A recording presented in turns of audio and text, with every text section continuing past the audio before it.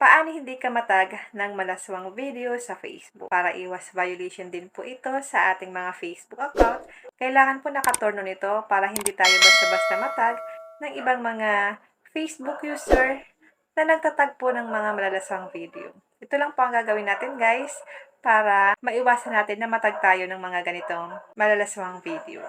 Punta lang tayo sa ating Facebook, click natin ang ating profile, scroll up, click 3 dots, click Review, Post, and Tags. Click natin ang Settings.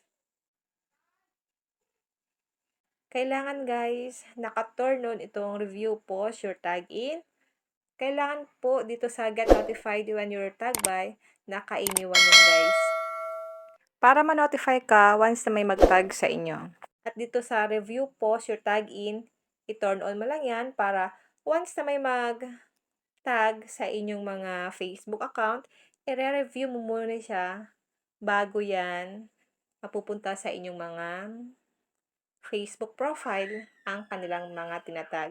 Kasi marami po ngayon mga nagtatag na mga malalaswang video. Kaya kailangan po naka-turn on ito para iwas violation tayo kay Facebook. Kung may natutunan ka sa aking video, huwag mong kalimutan na i-follow ako para ma-update ka sa mga susunod kong video. And now, thank you for watching. God bless you all.